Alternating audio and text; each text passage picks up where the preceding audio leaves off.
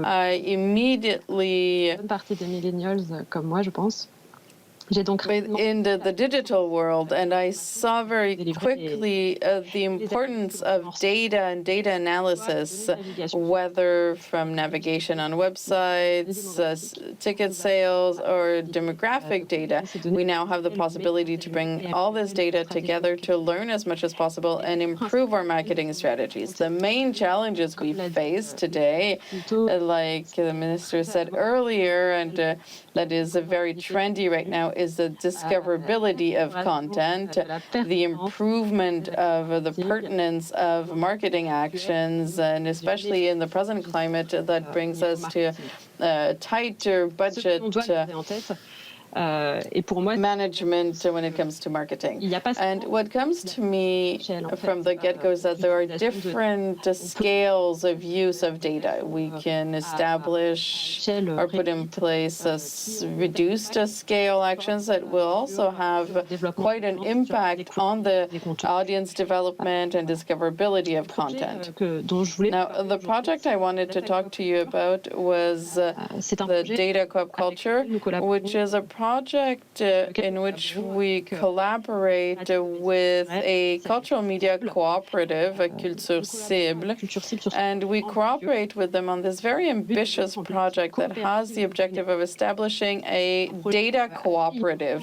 It's quite an innovative project in the cultural sector in Quebec, and the objective is to unify the data of the website and the ticket counter and to unify it with other actors of the cultural sector to gain as much benefit as possible. And the objective is to increase the visibility of the cultural offers by increasing and developing the audience. The main pillars that we found in this is by consolidating data, we can bring one visitor from one website with one buyer. The use of common reference that we are establishing with the help of Synopsis C, and the sharing of data for marketing use amongst cultural organizations. Now, if I can give you a cultural example that is quite innovative, and it might be difficult to understand exactly what it means. So if we take the example of the International Jazz Festival in Montreal, their website attracts hundreds and thousands of people every day. These same visitors find themselves a few days later on local media sites and cultural information sites.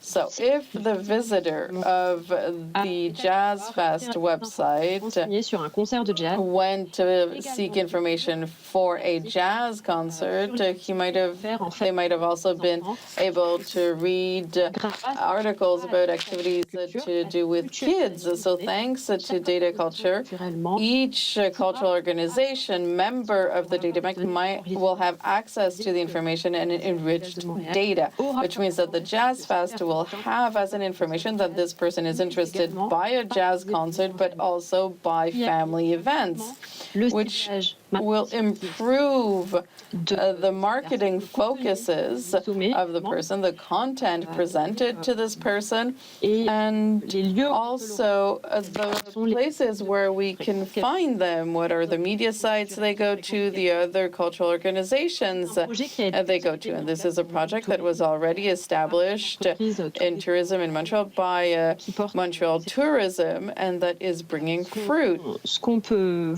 What we can see, finally, is that thanks to data, we can completely change the way that we speak to the public. Personally, I am a quite eclectic person, and I'm not subscribed to one theater. I like to go to many different theaters, and I might go to the symphony one night and on the next day rap or jazz. The advantage is that these information, if you take it separately, is someone who's a different person in each one of these theaters, but when we bring the data together, we can see the strength of it and we can understand our audience much better.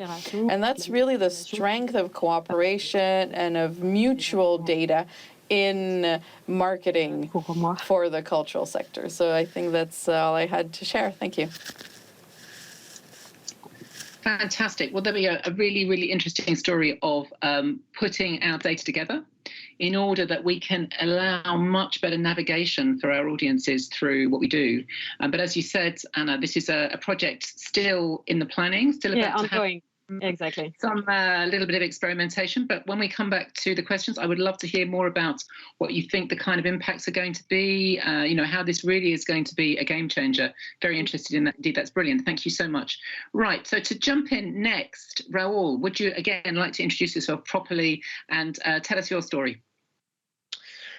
Hi guys, this is Raúl Ramos from Spain. I run a small consultancy. We work with big institutions, small and medium, ranging from museums to orchestras or public institutions, theater companies, and networks.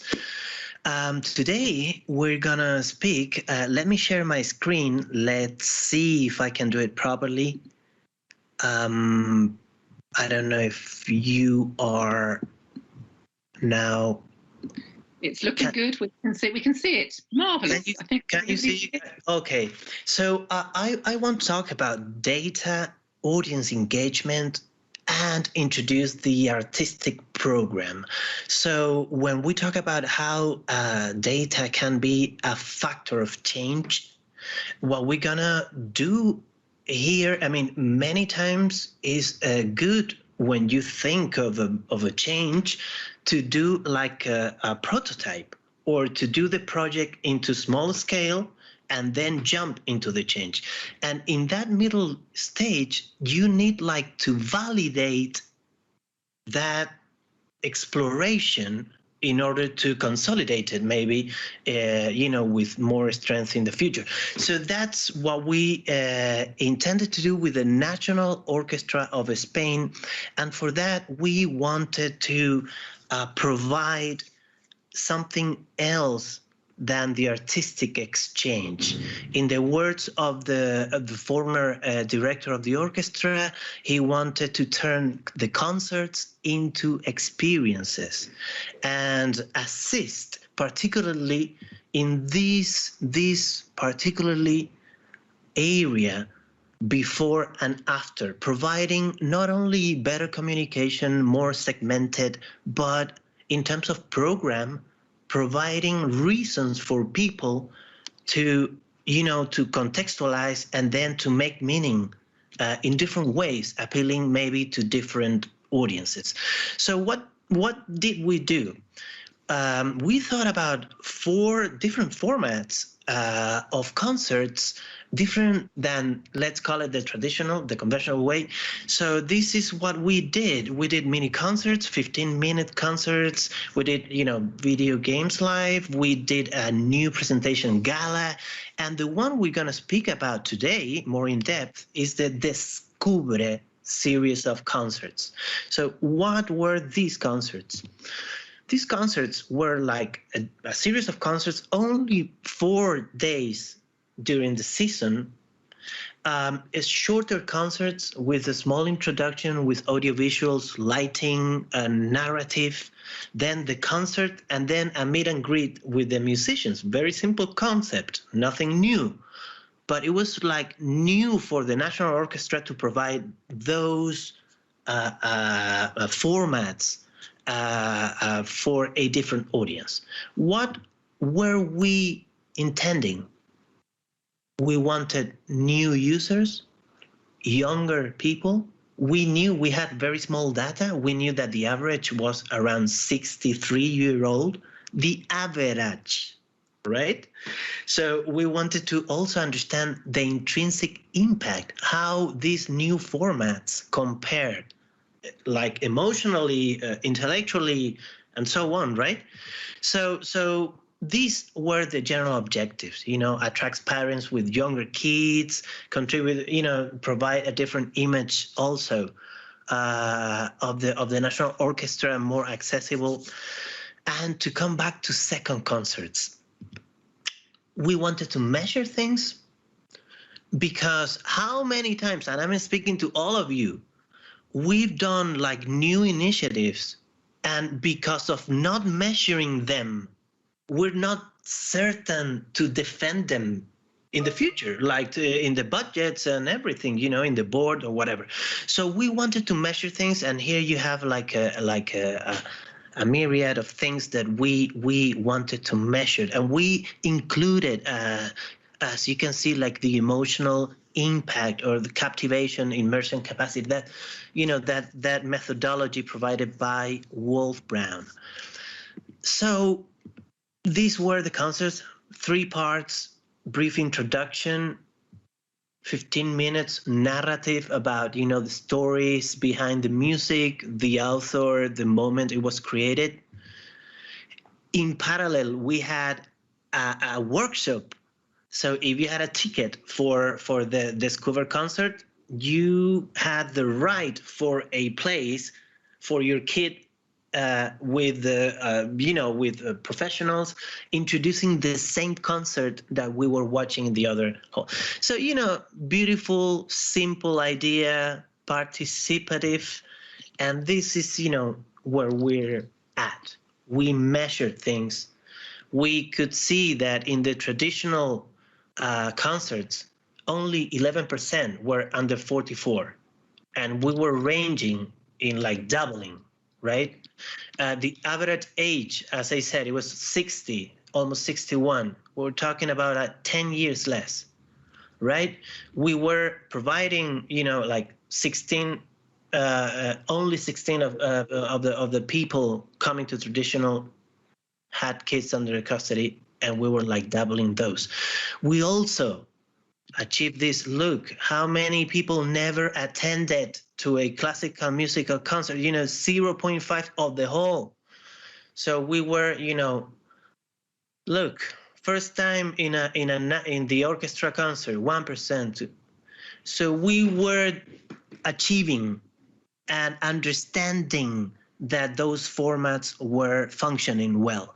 Now, 4 years after that, we have a subscription program for this, which has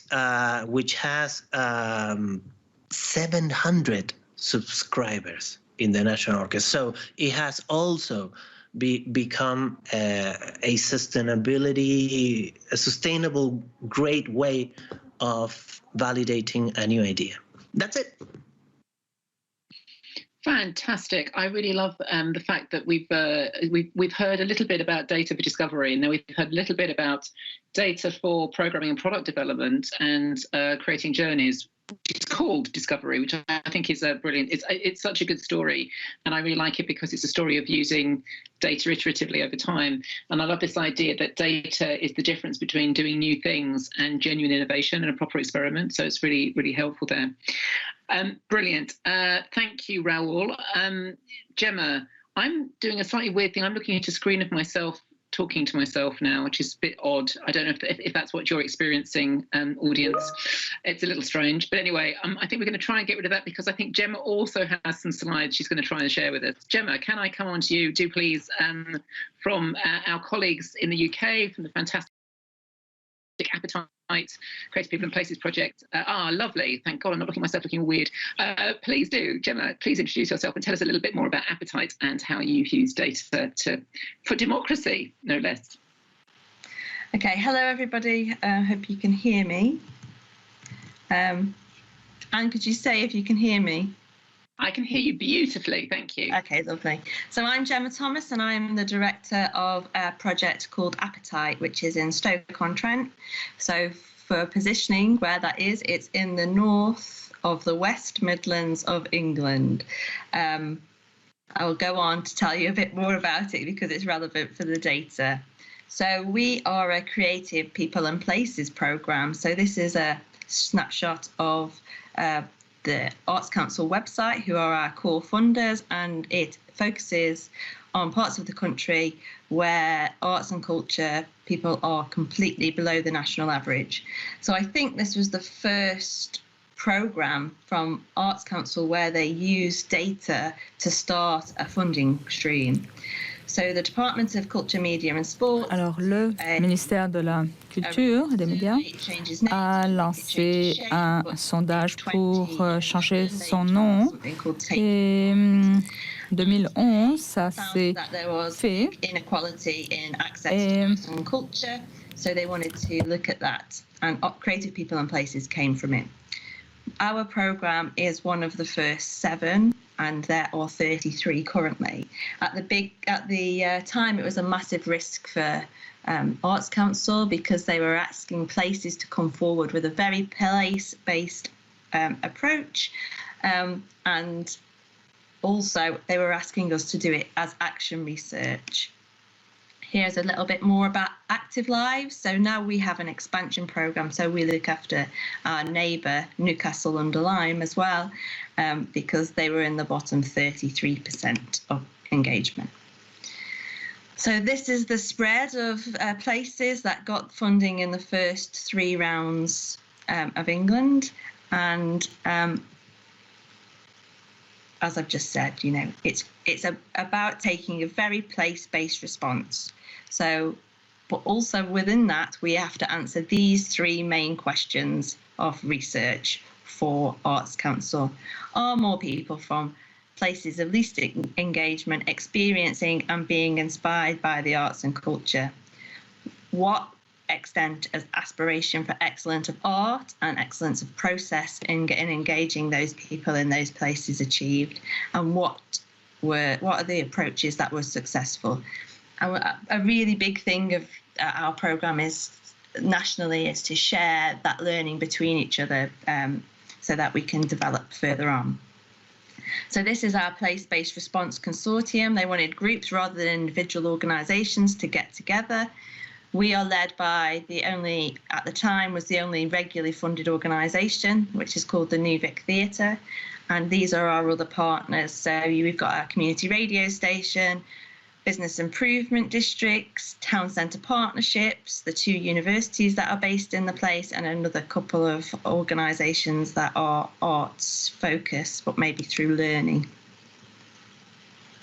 So our aim is to get more people in Stoke-on-Trent to experience and being inspired by the arts. And before this, and known nationally and internationally, is that Stoke-on-Trent is a place where pottery was made and shipped and taken globally. Stoke-on-Trent has 240,000 people in it, lots of industrial heritage. There was a mass export of labour for pottery, so there has been a long-term unemployment. Because we're a coal mining location as well, there's lots of people with poor ill health. In fact, 33%, I think, of the local population have some long-term conditions. We were named as the most working-class city in England and Wales. So that's where we started. Our model is to inspire people, to co-produce with them, and in turn to do some placemaking. So inspiration, I think, is key to changing any kind of behaviour, to encourage people to take action, to do something again, or visit something, or to continue to step out of their comfort zone. Co-production is our commitment to developing a programme with and for people and having their voice as part of it, and that could be individuals within communities, or it could be with our partners, or it could be all of those and everything in between. But also placemaking, so it's really important for a place like Stoke-on-Trent to be able to think about broader change of perceptions for them, for the arts, for themselves, for the place they live, for people who might visit, but also what they can come to expect in and for the area. Data. So this is understanding the local area through data already available. So I am from Stoke-on-Trent, so I would have really an idea of how my lived experience makes me feel about Stoke-on-Trent. But actually, is that true? What is my bias of living here and understanding? So by looking at the data that's already available, like indices of deprivation, which you can see here, or other data sets that already exist about the place, you can then work with, and that's how we work with people, to understand and sense check to see whether actually is that the reality that you feel while you're here.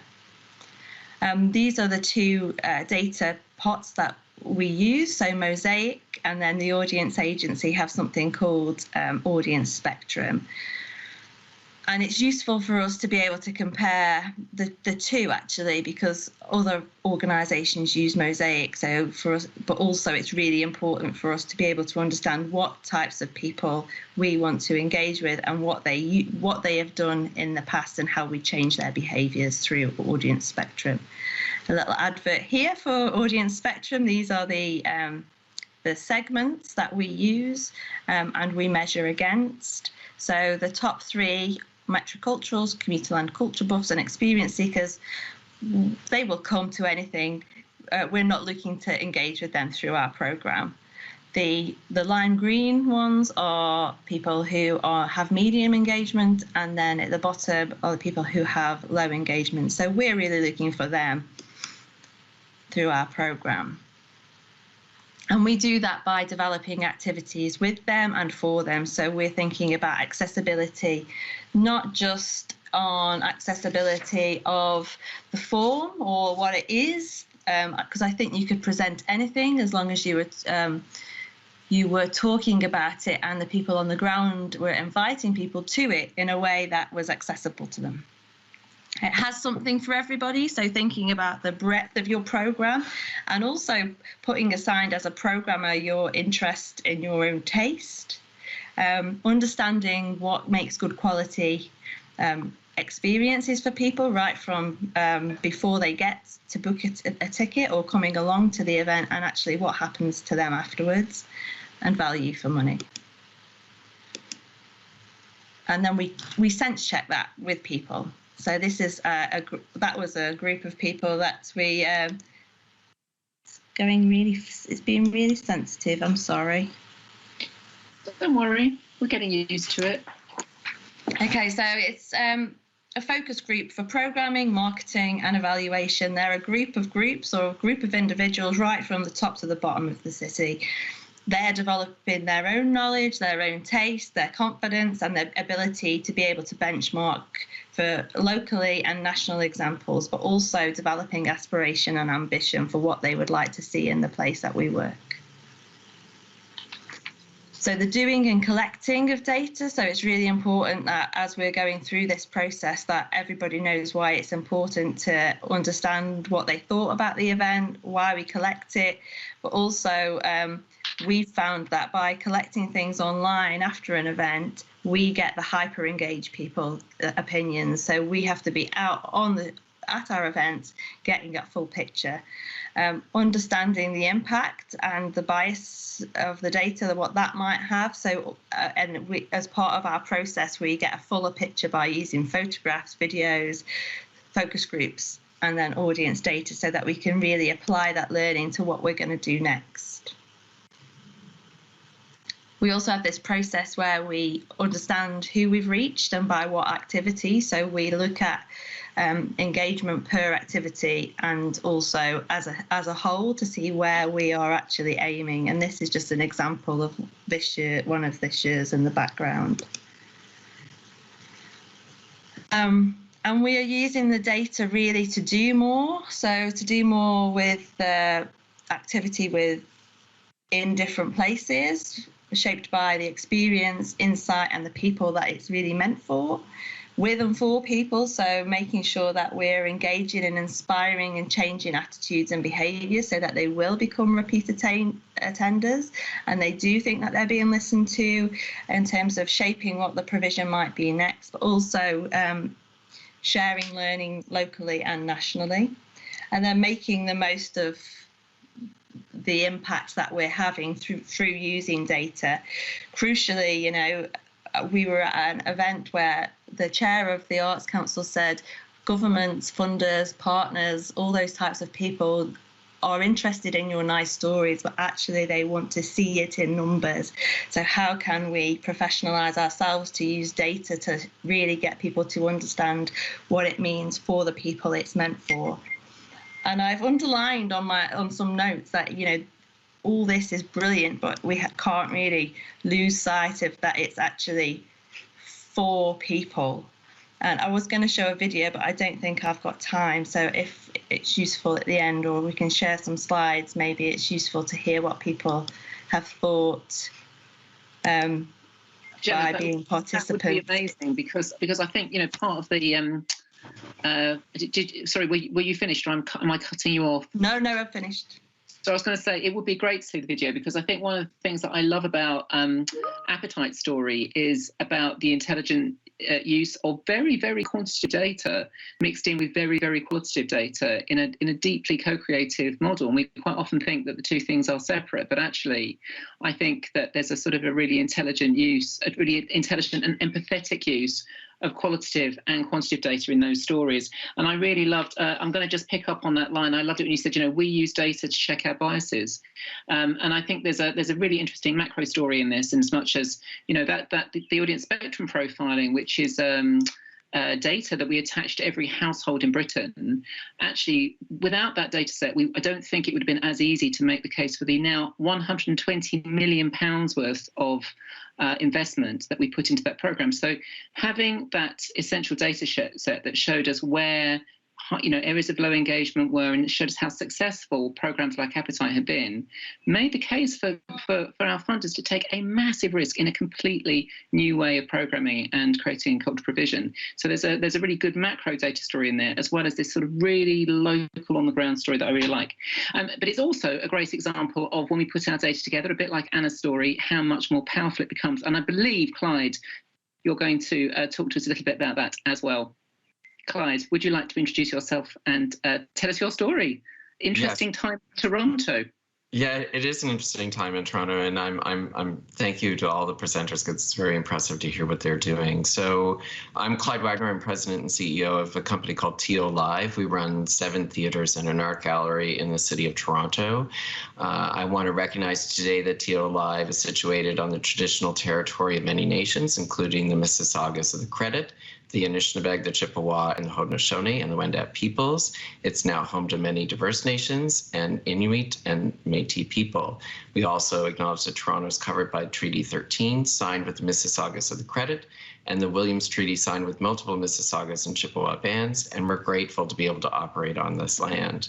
I'd like to share just a very quick PowerPoint about TO Live, which hopefully you can see. It's coming. And I will go quickly through this. So we, as an organization, we have over 500,000 attendees in a given year. And so what we're trying to do now is see how we can use what is a traditional means of finding our data, which is what you just mentioned with census data, ticket sales, and of course, postal data that we get. You can see here that we have some web engagement and some email addresses, and we use that to give some return to our industry, and also to understand who the people are that are attending our many events. The important thing about TO Live is also to understand that we run an organization that is sort of an all-encompassing organization. So it's not one orchestra or one theater company or one music producer, but rather we house many, many organizations across the city. And so we're sort of a wraparound. And what can we do with the data that we have? What can we do to cross-pollinate this data, and how do we access it more? So part of this is about technology. So right now we have a digital platform that's diverse, that has 4 different areas, but it's also limiting for our customers, and it's limiting for us and for the way we collect things. We want to make sure that in the future we're able to deliver one concerted experience to people. I know we talked about experience before, and that's really what it's about. And how do we get that experience put there? What are we looking for? We're looking for increased revenues like everyone else. We're looking for brand equity, which we need to build. And we want to make sure we're getting a return on investment. I know that that's a business term in an arts, but investment and return is different than just monetary. Certainly we want that, but we also want impact on our community. So how are we going to do that? We're going to take what we currently have, ticketing and our point of sale. We want to add in other experiences through a customer relations management system. This is the technology. And we want to make sure that across these platforms, then we get to the audience touch points and we're able to have a feedback loop which provides us with the data that we're looking for. And I know for certain that the other panelists know exactly how to do this.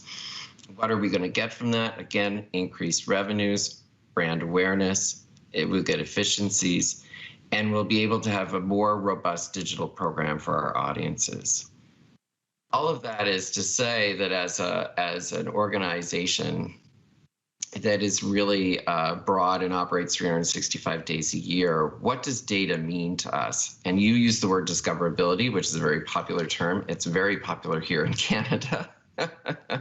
We talk about it a lot. Anna is an expert at this, so it's really nice to see her on the panel. But what does that mean when you are able to have so many data sets, so many points of information that you can gather in one space? And how can we share that, which is a big problem?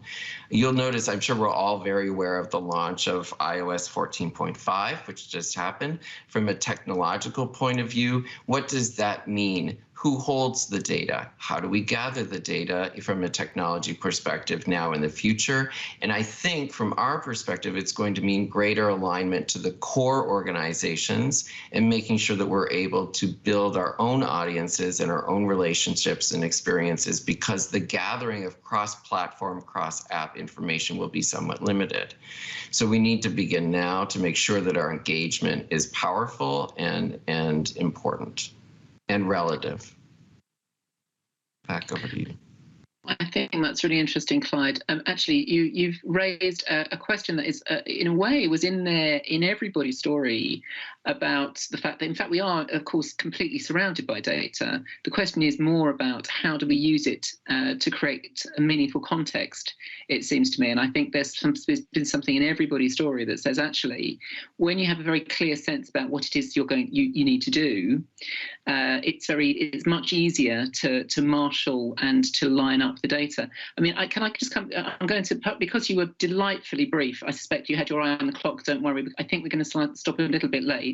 But Clyde, can I just come back to you and say, this is a huge undertaking, merging the data for so many organisations, very different ones. I mean, what's your ambition and hope? What are you going to be, once this is all the everyday for people, what kinds of changes in behaviour are you hoping to see?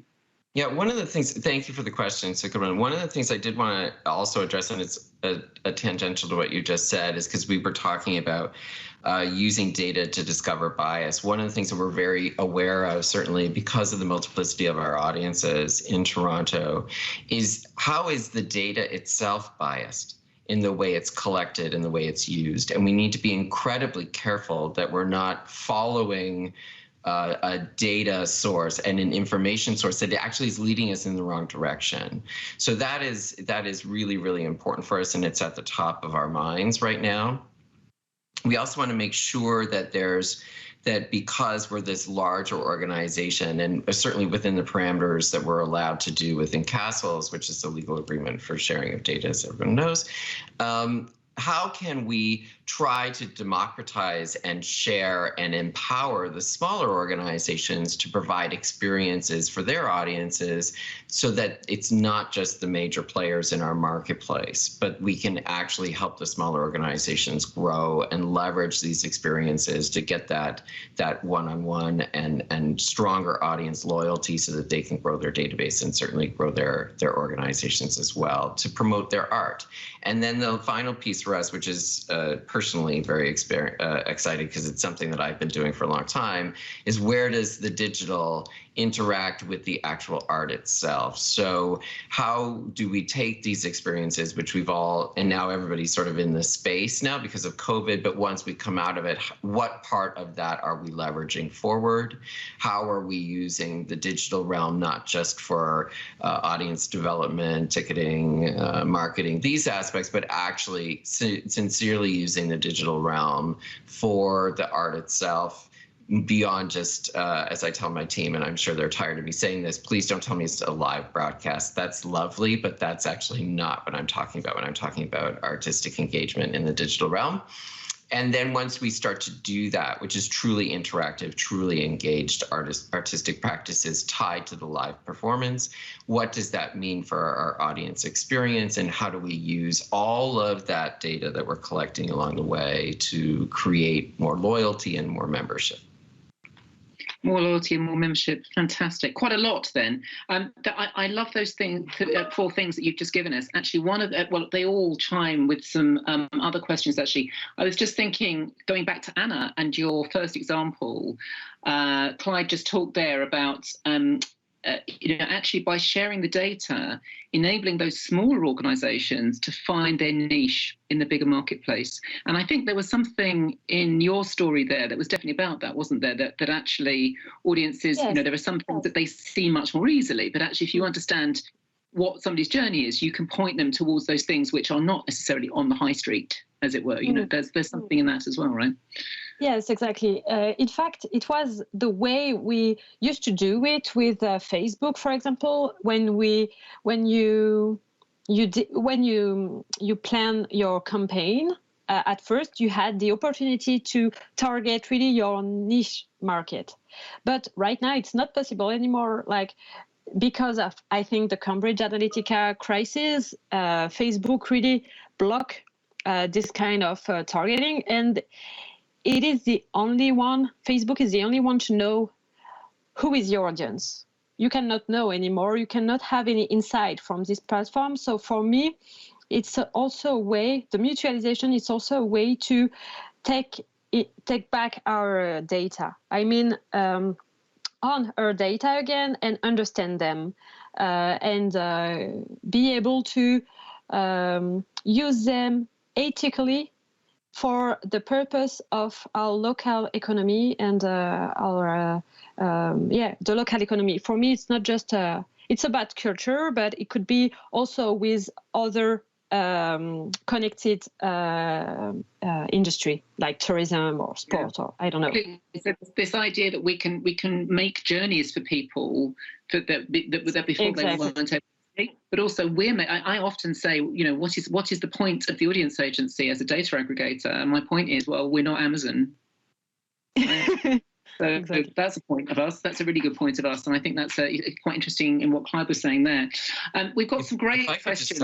Yeah, please do. Just throw in there too. Raúl had that wonderful chart that he showed at the beginning, and he had this box that was in the center. Gorgeous, isn't it? Essentially, what you can do with data, and what we're talking about, is you can stretch that engagement both pre and post in a very meaningful way. And I think that that's really a powerful thing for your audiences and what all the offerings that you can do. I loved that chart, so I thought it was really interesting. And actually, I think, Raúl, your story, are you still there? I'm hoping you are. Yes, Raúl, I think your story is that that's exactly what you did over time. It was all about seeing how far you could stretch it, right? Well, we needed to explore. We needed to explore beyond communications and marketing. So it was about, how do you use program and how do you measure that impact?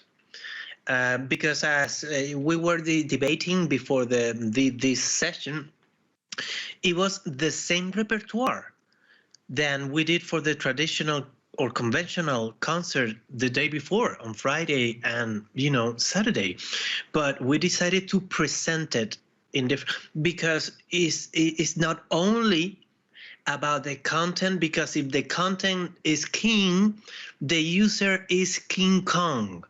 Right. So you might need to think about the user first, and provide ways to present that same concert.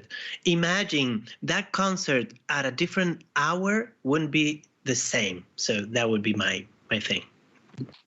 I love it. It sort of takes us into the very important question that Clyde raised about, what if we say that we're using data to check our sense of bias, how do we know just how biased the data is? And of course, there is always going to be bias in the data. I mean, we're just working on something that, is terrifying, really. We're calling it the anti-racist research guidelines, but actually, as you scratch the surface, you realise, there is always bias built into that data in some way. And the best we can probably do is to start to build our awareness around that. But it really relates to Michelle Lord's question, where she's asked us this very important question around children and young people, because actually, certainly in that, we have very good national UK data sets, as Gemma brilliantly demonstrated to us. We're used to having good data around, and it's really interesting when we talk to our colleagues that that's not always the case everywhere in the world. But actually, we have this big blind spot for ethical reasons. It's very expensive around children and young people. And I think in a very sort of data-driven cultural planning environment, that can start to be a big problem. So interestingly, Gemma, I don't know if you want to just come back about that first. Did you see that question from Michelle? What's our view about the lack of that available data? Has serious consequences, right? And is there anything we can do about it? I can't see the questions. Oh, sorry. Sorry. It's in the chat. So Michelle's saying, what is our view on the lack of available data and understanding of the distinctive things about children and young people's engagement in arts, culture, and in creativity, particularly when we're thinking about this? Your discoverability is our place-based policy at the moment. So place-based culture is all the rage, but actually, of course, the lack of that data means that children and young people arguably don't have a proper voice in that. Yeah, so for our programme particularly, we were tasked with the idea of over 16. So your over 16 data or over, and I suppose I'm going to sort of swerve the question, but not, because there is also something around, the basis of all of the data that we use is also census, which is every 10 years. So I've got a bigger question. I'm really excited at the fact that we've just done a census here in 2021. So lots of the people who we were talking about in our data in the past as being young children and families are actually they're 10 years older than we have in our mind. So knowing what the new makeup of places are based on the census data is sort of exciting, because it will also show any problems that we've been doing by looking at data that's based on census from 10 years ago. But also, I think for us, our work doesn't focus on children and young people. It focuses on family and what we can understand from asking questions about who people have attended within their family, and that's how we get around it. Other people might have other examples of how they work more intensively with children and young people. I mean, you do make a very important point, though, that actually there is a lot of data about children and young people out there. I mean, actually, and that work in a very qualitative way, where you do have groups, you do have formal sort of and informal feedback systems, can overcome that stuff a lot. And I think that's why the CPP model has been very successful at making sure that young people do have a voice in cultural planning. But I mean, for sure, I think we need greater investment in that. Raúl, you make a very important point, which is one of my hobby horses, but please go ahead and make it about children and young people, because there is no segment called children and young people, right? Yeah. I mean, as a father of 3, right? 1 to 3, right? Young infants. What is my feeling about the lack of data? My feeling is I'm totally fine. That is my first feeling. So there is aggregated data. There is no personal or contact data, which is fine. So leave the kids alone, right? So a different question is how to provide opportunities for them to participate in whatever policies. Or that's a different thing, but it's not as much about behavior, because the sole question about what is the idea about children engagement in creativity is like I mean, they're creative. Is a society that so maybe the engagement with creativity is really good, but not with the artistic organizations. Maybe you mean with the building that provides art, which is totally different. So a lot of questions to be made there. I think Michelle is from the UK, and I think this is a lot about the fact that there's a lot of decisions being made about provision using data, but actually how democratic and unbiased is that data for those very reasons? And actually, there's another great question, panelists. I don't know if you use the chat button, you should be able to see these questions as well. Tammy Lee asking a very important question here. I don't know who would like to take this one, but a really important question about the fact that much of that commercially available data, the algorithms are all they are all geared not towards democracy, not towards making our lives better, bringing more creativity to it, but basically generating stakeholder wealth. How do we feel about interfacing with that? Would anyone like to take that question?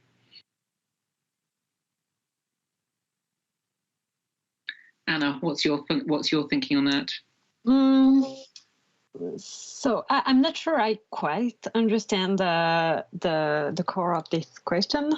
Like it's cool. I think there's it comes back to my knee-jerk reaction to this is in a sense you do need honest brokers like us, and I include Clyde in that, because actually we are one step removed, and actually our intentions are better if not good. But I think there is a truth of the matter is that that bias is built in everywhere, and I think this is a particularly interesting, challenging question. Yeah, the bias. You mean the bias in algorithm? I think we cannot use. I think the culture is not made for the algorithm are not made for the culture field. I mean, when you go to a concert like a jazz concert, for example, to stay on my example, you don't want to have just the jazz concert information.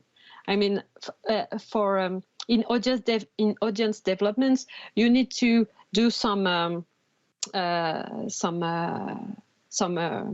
recommendations that are not quite similar than the one you did yesterday.